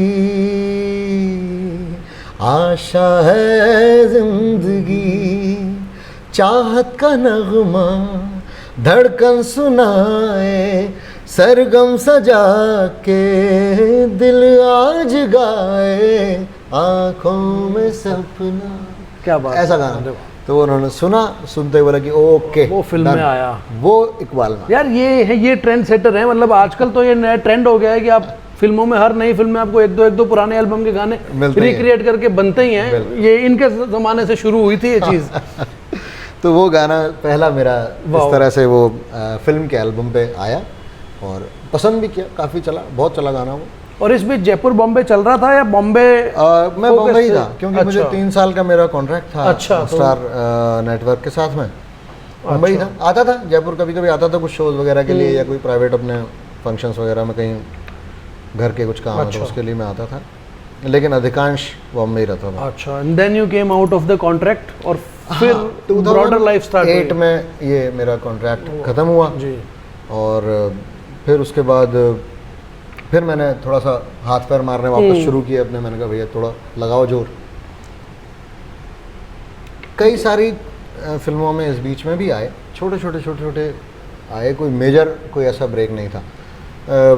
राम गोपाल वर्मा की एक फिल्म बनी थी, बड़ा हल्ला भी हुआ था पहले, शोले का रीमेक बनाया था। हाँ, राम गोपाल वर्मा की आग। यस। तो आग का म्यूज़िक कर रहे थे मेरे एक फ्रेंड हैं प्रसन्ना जी। अच्छा मलयाली हैं वैसे तो वो। अच्छा तो प्रसन्ना कर रहा था उसका म्यूज़िक। प्रसन्ना से मेरे किसी दोस्त ने मिलवाया था मेरे को। अच्छा। प्रसन्ना को तो उन्होंने सुना था मेरे को, तो उन्होंने बोला कि यार रविंदर एक गाना मैं कर रहा हूँ तो तू गाएगा क्या? मैंने ठीक है सर, मैं एक बार ट्राई कर लेता हूँ।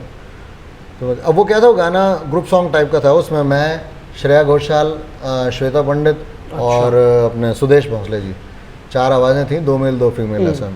और गाना था होली का। अच्छा होली के दिन, मतलब वो सिचुएशन। अच्छा गाना अलग था लेकिन वो सिचुएशन वो है, जिसके बाद बब्बन का हमला हो जाता है। Got it. होली कब है, होली कब है होली। तो वो गाना बड़ा सुंदर सा गाना था।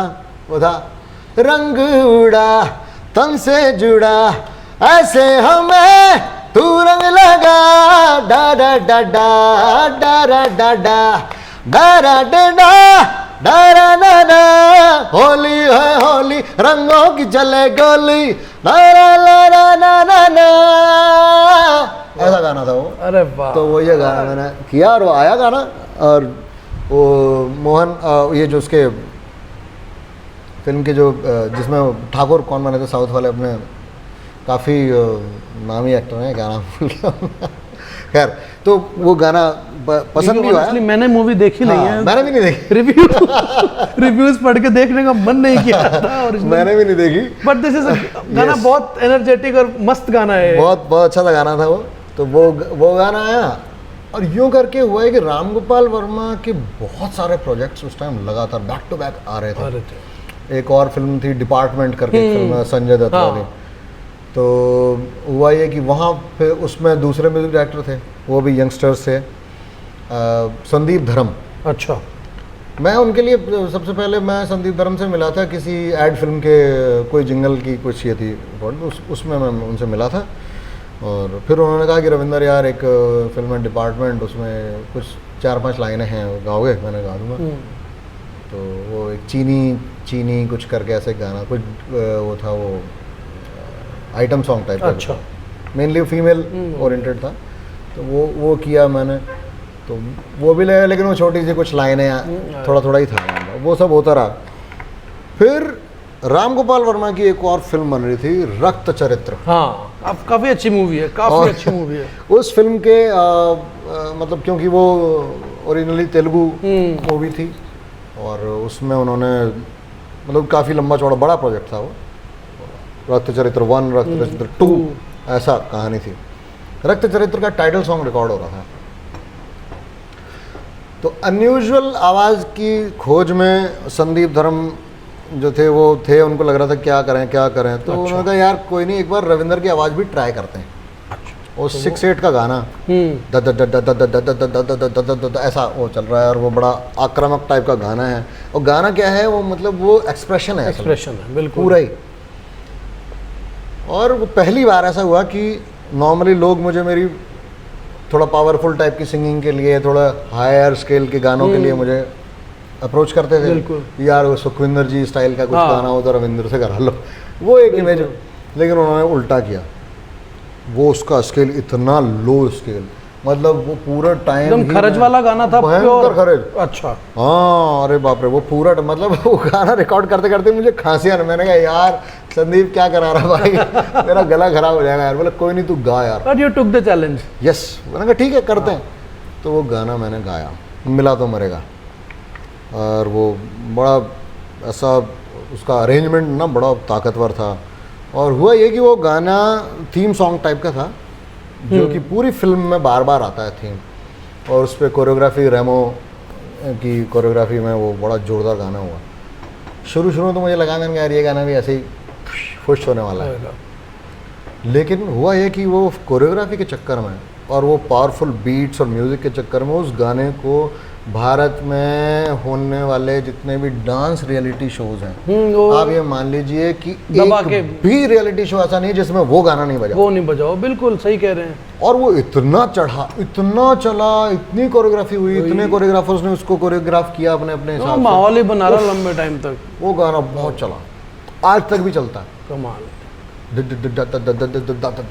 हाँ, वो कंटेम्पररी और वो सर जो उठेगा, सर जो कटेगा, मिला तो मरेगा, मिला तो मरेगा, जाग जाग भाग भाग, मिला तो मरेगा, ऐसा चल रहा दिस होगा। Was nice song. बहुत सही चला। और फिर हुआ ये कि रक्त रज 2 जो थी, 2 का तेलुगु वर्जन जब हो रहा था तो 2 में क्या होता है कि वो लीड कैरेक्टर शिफ्ट हो जाता है और वो शिफ्ट होके सूर्या पे आ जाता है। सूर्या जो वहाँ के अच्छा। तेलुगु के बहुत बड़े सुपरस्टार भी हैं। अभी विक्रम्स लिस्ट में भी वो अभी नेक्स्ट में सूर्या की एंट्री हो गई है। बहुत बड़े आर्टिस्ट हैं वहाँ के। तो सूर्या जब ये टाइटल सॉन्ग सुन रहे थे तो उन्होंने कहा यार मेरे को I need this voice. Okay. तो बोले यार तो ये तो हिंदी वाला बंदा है, हाँ। इसको कहाँ तेलुगु में घुसा रहे हो। लेकिन अरे मेरे वाह। को तेलुगु में भी यही टोन अच्छा, मुझे वो फिर गाना- डिड तेलुगु आल्सो। अरे वाह, तेलुगु भी सुन के आओ जाकर। तेलुगु भी, अरे बाप रे, वो मैं आपको सुनाऊंगा तो वो गाना मतलब एकदम, क्योंकि देखिए जो भाषा हम बोलते नहीं है, जिसको हम बिल्कुल नहीं समझते, लेकिन वो कौन सी ट्रेनिंग काम आई, वो स्कूल रोज वाली, करेक्ट, कि सब अलग अलग जगहों से इतने करते वाकिफ रहो हैं, करते रहो, तो सीखते चीजें रहो, करेंगे कोशिश वो। करो। तो और मैंने फिर वो तेलुगु में कहाँ से गाया। कब आया जो आपके कॉलर ट्यून है? वो गाना जो आपकी कॉलर ट्यून है वो कब आया? That is again a great. ये 2012 में आया जी। ये कॉलर ट्यून, यानी कि जिया लगेगा। जिया लागे ना, दिस इज सो, मतलब मेरे दिल के इतना करीब है ना ये। Again from Vishal Shekhar. नहीं, ये गाना था राम संपत। अच्छा, राम संपत जी। ओके। राम संपत का म्यूजिक डायरेक्शन था इसमें। मैं एक दिन दोपहर में 3 बजे के आसपास मेरे पास फ़ोन आया था और मैं खाना वाना खा के सो रहा था। अच्छा। नींद आ रही थी तो मैं सोया हुआ था। फ़ोन आया कि रविंदर, मैं यश बोल रहा हूँ, उनके मैनेजर हैं, उन्होंने फ़ोन किया कि मैं राम संपत जी के ऑफिस से बोल रहा हूँ, यार एक गाने में आपकी वॉइस ट्राई करनी है, तो आप अभी घंटे 1.5 घंटे में खार आ सकते हो? मैंने कहा जी आ जाऊँगा। खार में उनका स्टूडियो है। तो राम संपत जी के स्टूडियो में मुझे बुलाया। तो मैं सोया सा था, मैंने कहा यार मर गए। खैर उठा, चाय वाय पी, फटाफट दौड़ के ऑटो पकड़ा और पहुंच गया। और पहुंच के वहाँ पहुँचे तो उन्होंने ये गाना मुझे ऑलरेडी एक बहुत ही फेमस सिंगर की आवाज़ में अच्छा, ये गाना रिकॉर्डेड था। अरे रिकॉर्डेड था जी। सोना की आवाज़ तो थी उसमें। हाँ। लेकिन वो जो मेल वॉइस थी वो मेरे कान खड़े हो गए। मैंने कहा, अच्छा। और पूछा भी होगा ओए। ना, मैंने पूछना तो मतलब ही नहीं है। पूछ के क्या करना है, गाओ आप अपना टेक दो। हाँ, तो पहले मैंने उनकी स्टाइल में गाना, बोले नहीं नहीं नहीं Ravinder, we want you to be you, original.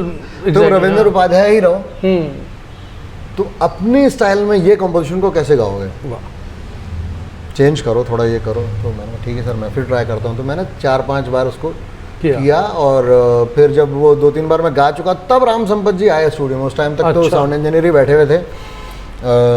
फिर राम संपत जी आए, उन्होंने वो टेक सुने। अरे यार रविंदर अच्छा लग रहा है यार, चलो चलो एक और करते हैं टेक, चलो। फिर उन्होंने अपने हिसाब से कुछ चीज़ें करवाई और वो गाना यूँ करके वो डब करके मैं आ गया। एक जिया लागे ना लाइन प्लीज। बिल्कुल।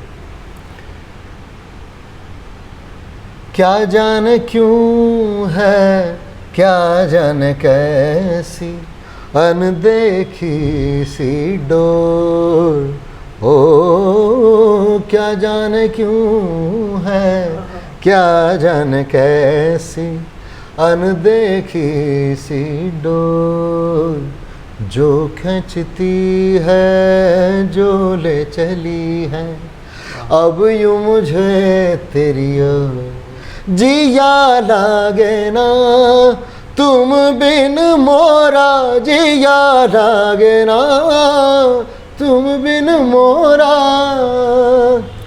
मतलब मैं क्या कहूँ, मतलब आपस मुझसे जैसे हाथ मिलवा लिया करो हर बार।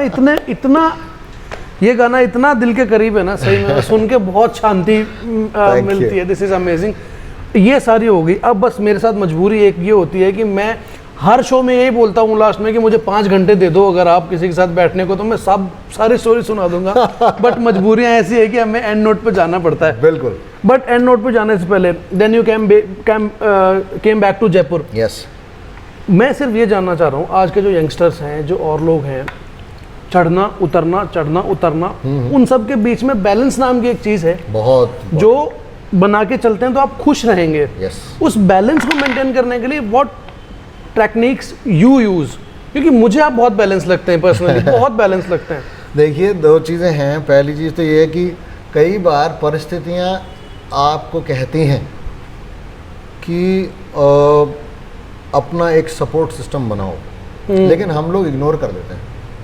अब सपोर्ट सिस्टम माने क्या? सपोर्ट सिस्टम माने बहुत सारे दोस्तों के लिए होगा सपोर्ट सिस्टम, पैसा वैसा बनाओ, करेक्ट, और सारे अपने जो है कनेक्शन ऐसे बनाओगे, आपका काम वाम चलता रहे। मैं दूसरी तरह कहता हूँ, क्या होता है कि हमारे या किसी भी फील्ड में, मतलब आप चाहे किसी भी फील्ड में हो, आपको कुछ लोग आपके करीब इस तरह होने चाहिए जो आपके अप्स एंड डाउन्स दोनों में आपको उसी तरह सपोर्ट कर रहे हों, जैसे कि वो, मतलब चाहे आपके पास बहुत आप ऊंचाई पे हो तब भी वैसे, जब आप ढलान पे हो तब भी वैसे, मतलब उनके लिए आप बदल नहीं रहे हो ना। मतलब वो जो है ना, वो सपोर्ट सिस्टम होता है नॉर्मली मेरे हिसाब से। पहला आपका परिवार जी, फैमिली बॉन्ड्स को हमेशा मजबूत रखो, प्रायोरिटाइज करो। हाँ, मतलब वो बैलेंस आप रखो ही रखो। करेक्ट, छूट के मत भागो, क्योंकि अधिकांश लोगों को ये गलतफहमी होती है कि ये परिवार की वजह से यार मैं फंसा रह गया, वरना मैं जाने पहाड़ उखाड़ लेता। तो एक चीज़, उखाड़ तो लेते भाई, लेकिन जब बोझ पड़ रहा होता, पर जब पैर कांप रहे होते तो पैरों को थामने के लिए कौन होगा? परिवार ही तो है। सही कह रहे हैं। तो वो आपके कुछ मित्र जो आपके बिल्कुल ज़ीरो से लेके और हर टाइम, मतलब आपके साथ कुछ परमानेंट दोस्त होने चाहिए आपके। तो वो सपोर्ट सिस्टम डेवलप करना बहुत ज़रूरी है और उसको रखना चाहिए। दूसरी चीज़ ये भी है कि भाई जो मेरा है सो जावे नहीं, और जो जावे सो मेरा नहीं। अरे वाह। तो ये जो बोलते हैं जो हंट है ना, सक्सेस क्या है, कंफ्यूजन क्या है, सबसे बड़ा कंफ्यूजन है सक्सेस। What is success? वो 2005 में मेरे लिए चैनल भी सुपर सिंगर जीतना सक्सेस था, कि वो 6-7 महीने का संघर्ष है, उसमें सक्सेसफुल हो गया। फिर उसके आगे एक्सपेक्टेशन आ गई। सही कह रहे हैं। फिर आगे चलो यार, फिर मेरा सक्सेस, मेरे को यार कोई प्लेबैक मिल जाए, लो जी वो मिल गया, वो सक्सेस। अब क्या करूं? पैसा कमा लूं, वो भी आने लग गया, वो सक्सेस। शोज कर लूं बड़े बड़े, वो करने लगे, वो भी सक्सेस। तो मेरा कहना ये है कि आप ना जीवन को एक ऐसे सफ़र के रूप में जियो जो आपको अनुभवों की पोटली आपको बढ़ानी है अपने पे। सारे अनुभव लेते चलो, कुछ समय ठहरो, लंबी सांस लो, एंजॉय करो। करेक्ट। कई बार हम सक्सेस की इस अंधी दौड़ में इस कॉफ़ी को एंजॉय नहीं कर पाते यार। एग्जैक्टली। मुझे लगता है कि जब कॉफ़ी गर्म थी तब तो पी नहीं, वो ठंडी हो गई, जल्दी अब आप कितनी सिप लेते रहो, वो मज़ा तो नहीं आएगा, टेस्ट नहीं आएगा। कई बार ये होता है ना कि अरे यार काश ये काम मैं उसी टाइम कर लेता, काश वाला सिचुएशन। कोशिश ये करो कि थोड़ा सा बैलेंस होता है। मैं कहता हूँ प्रोफेशनल लाइफ में दबाव होते हैं, डेडलाइंस होती हैं, सब कुछ होता है, लेकिन फिर भी समय निकालो। और वो समय कौन सा समय जो आपको याद रहे, जिसको आप रिकॉल, देखो दौड़ तो हमें दिन रात रहे हैं हम, लेकिन कौन सी चीज़ें आप क्या आपको ये याद है कि आपने आज सुबह नाश्ते में क्या खाया था, या परसों शाम को मम्मी ने आलू के पराठे बनाते, वो याद है? तो अगर आपको वो याद नहीं है तो आप बहुत बड़ी गड़बड़ कर रहे हो, अपने साथ भी कर रहे हो, अपने इस टाइम के साथ भी कर रहे हो। एंजॉय करो यार, छोटी छोटी चीज़ें हैं। केवल एंजॉय करने का मतलब ये नहीं कि आप ऐश कर रहे हो, ये सब चीज़ें नहीं होती हैं। एंजॉय करने में बहुत सारी चीज़ें होती हैं। देखिए मैं बताऊँ आपको, चैरिटी भी करो। हाँ, इस समाज ने आपको बहुत दिया है, बहुत ज़्यादा। आपकी इस बिलव्ड ऑडियंस ने आपको बहुत दिया है, आप उनको वापस क्या देते हो? आप उनको क्या परोस रहे हो एज एन आर्टिस्ट? मेरे सारे दोस्त जो मेरे को इस वक्त सुन रहे हैं, देख रहे हैं, आप ध्यान करो कि मैंने रेसिप्रोकल रखा है, हमेशा कोशिश की। जितना प्यार आपने मुझे दिया उतना ही प्यार और उतनी ही ढंग की ज़्यादा ही। इनफैक्ट मैं पर्सनली आपको बताता हूँ इनके बारे में, he is very very easier for younger artist. मतलब अगर आप यंग आर्टिस्ट हैं और आप चाहते हैं कि आप दादा से कुछ सीखेंगे, वो आपको कभी मना नहीं करेंगे। तो और ये ट्रेड्स आने के लिए आपको एटलीस्ट कुछ ना कुछ तो चाहिए अंदर से। जब तक आप शांत नहीं है तब तक वो चीज़ें नहीं हो सकती हैं। आपको वापस देना पड़ेगा, आपको देना चाहिए, क्योंकि एक टाइम आएगा जब आप इस लायक नहीं रहोगे कि आप वापस समाज को कुछ नहीं दे सकते। और तब यादें आपके, क्योंकि मैं रविंदर ये तो कर ही रहे हैं यार, हो ही रहा है। एग्जैक्टली। फिर हम वापस क्या कर पा रहे हैं? कोशिश करो। बिल्कुल। आप अपने आर्ट के थ्रू, आप अपने कंडक्ट के थ्रू आप वापस भी दो। अनावश्यक कॉन्फ्लिक्ट्स में मत पड़ो। अगर कॉन्फ्लिक्ट्स को आप किसी तरह से टाल सकते हो तो टाल जाओ। कई बार लगता है यार ये अपॉर्चुनिटी तो मैंने ग्रैब कर ही लेनी चाहिए थी, चाहे उसकी गर्दन उड़ जाती। नेवर, मत करो। वो जो छोटा सा आपको लगेगा ना कि अभी जो मैंने ये पकड़ लिया, वो पता नहीं कब छूट जाएगा, आपको समझ में भी नहीं आएगी। लेकिन ये हाय, किसी के हाय मत लो बिना बात के। कीप डूइंग योर वर्क वाली चीज़ है अपने यार। और मैं तो कहता हूँ कि भगवान ने मुझे आर्टिस्ट बनाया, मैं थैंक यू बोलता हूँ भगवान को। क्यों? क्योंकि मुझे एक ऐसे प्रोफेशन में डाला ईश्वर ने कि जहाँ पे मैं मेरे प्रोफेशन के थ्रू किसी को दुख नहीं देता, मुस्कुराहट ही देता हूँ, हंसाता ही होऊंगा शायद उसको। वो खुश होकर मुस्कुरा के मेरा गाना सुनता होगा, नाचता होगा, या थोड़ी देर के लिए अपनी परेशानियाँ भूल जाता होगा, ये सब चीज़ें होती होंगी। लेकिन मेरी वजह से तो मुझे नहीं लगता कि कोई किसी को रुलाना, किसी का जीव दुखाने वाला, वो काम भगवान ने मुझे ऐसे काम में डाला है कि इसके लिए मैं थैंक यू बोलता हूँ। हम खुशी कर रहे होते हैं। जब फटाफट से मुझे 2-3 ऐसी चीज़ें बता दो। फिल्में देखते हो? हाँ देखता हूँ कभी कभी। फेवरेट फिल्म अभी लास्ट कौन सी देखी आपने? कल ही देखी थी कार्तिकेय 2। अरे वाह, मतलब ऐसे यूजुअली जाते रहते हो फिल्में देखने और ऐसा? हाँ, जब मुझे थोड़ा ठीक सा रिव्यू मिलता है चला जाता हूँ। कभी कभी तो मैं खुद की गाई भी, मतलब मेरे जिन में गाने होते हैं वो फिल्में ही नहीं देख पाता। अभी भूल भुलैया 2 नहीं देख पाया मैं। उसका बैकग्राउंड में एक छोटा सा मेरा एक पार्ट था, वो राजस्थानी गाना, लेकिन मैं नहीं जा पाया, थोड़ा सा फंसा हुआ भी था काम में। मैंने कोई नहीं, फिर वो OTT पे देख हो जाता है। फूड प्रेफरेंसेस क्या रहती हैं आपकी? होममेड फूड पहली चीज़। और पिछले कुछ समय से मैं बहुत, इस पूरे साल लगभग 2022 मैं वेजिटेरियन हो गया था। अच्छा, तो हो गया था मतलब वापस? नहीं, वैसा कुछ कहानी नहीं, मतलब मैं अपने आप को मैंने एक ब्रैकेट में डाला। अच्छा था। मैं एक बहुत ही सुंदर प्रोजेक्ट कर रहा था, उस प्रोजेक्ट तक मैंने सोचा था जब तक ये नहीं कंप्लीट होगा मैं नहीं लगाऊंगा। अच्छा, मैं एग वैग ये सब कुछ नहीं खाने वाला। तो वो सब मैंने ये किया। और वजन कम करने की ये क्वेस्ट जो है, दौड़, वो हमेशा चलती रहती है। होता नहीं है, इस शो पे करना मना है, वजन कम करने की बातें इस शो पे करना मना है। होता है, मेरे को बहुत प्रेशर आ जाता है फिर। 2 किलो ऊपर 2 किलो नीचे, इससे ज़्यादा फर्क पड़ता चलता रहता है। और अब जब मैं अपने मतलब 40s के सेकेंड हाफ में हूँ, तो मुझे लगता है कि बहुत सारे मेरे दोस्त अभी पिछले दिनों ना हम लोगों ने बड़ी अजीब अजीब खबरें सुनी हैं। अरे भाई, जैसे के सर के लिए सुना हमने, अचानक जो हुआ, अभी राजू श्रीवास्तव जी के लिए सुना, अचानक हुआ। तो अचानक वाली कहानियाँ तभी हो रही हैं अधिकांश जब हम थोड़ी सी अति कर ले रहे हैं किसी चीज़ को। स्ट्रेस तो भी बहुत ज़्यादा, थोड़ा सा भाई टेंशन कम लो, थोड़ा सा ध्यान रख लो स्वास्थ्य का। आपको लगता है तो थोड़ा 2 कदम पीछे ले लोगे। आपको लग रहा है नहीं भाई मेरे से नहीं हो रहा, बेकार के चैलेंज मत लो। इसीलिए हमने शुरुआत कर दी है सफल कहानी में।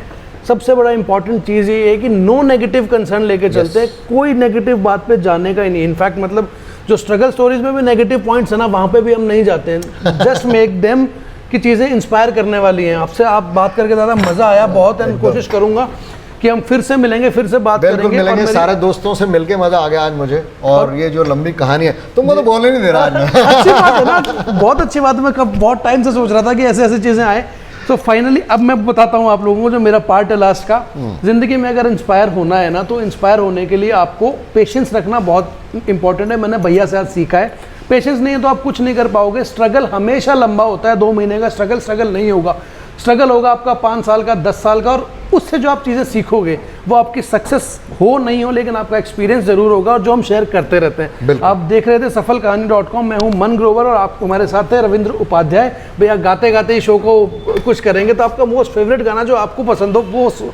मेरे सारे राजस्थान वाले भाइयों ने हमको बहुत प्यार दिया है राजस्थानी गानों को लेके। देश पधारो भी जी। और एक और प्यारा गाना, मेरे सारे प्यारे दोस्त उसमें हैं। हमारे हनुमान भाई हैं, सॉरी हनी भाई हैं, हमारा ये कंफ्यूजन हुआ मेरे को, वो मैं आपको बताऊंगा इस शो के बाद बताऊंगा ये कंफ्यूजन क्या था, शायद लूपर्स में काम आए। बिल्कुल। तो हनुमान भाई लीड प्ले कर रहे हैं उसमें, रैपरिया है, और हमारे कमल चौधरी भाई हैं, वाह, और हमारे कुणाल वर्मा भाई जिन्होंने इस गाने को लिखा था और म्यूज़िक में भी बहुत सहायता करी हमको। तो वो बहुत प्यारा गाना जो आप सबने बहुत पसंद किया है, उसी से कंक्लूड करना है। बिल्कुल।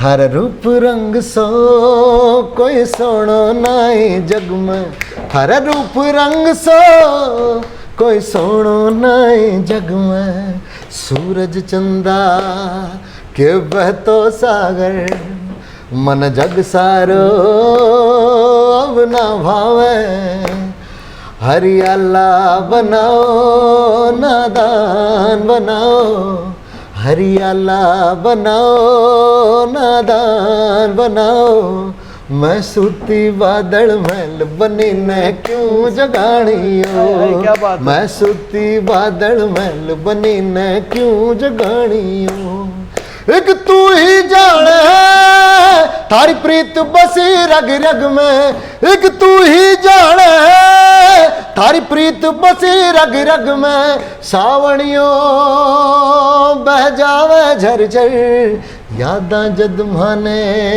थारी आवे। अरे तो मैं गले लग जाऊं आपके। हाँ, जरूर, जरूर। मेरे को बहुत मजा आ गया। प्राइवेट शो कर दिया आज आपने मेरे लिए। Hi hi hi thank you so much दादा, thank you so Thank you much. so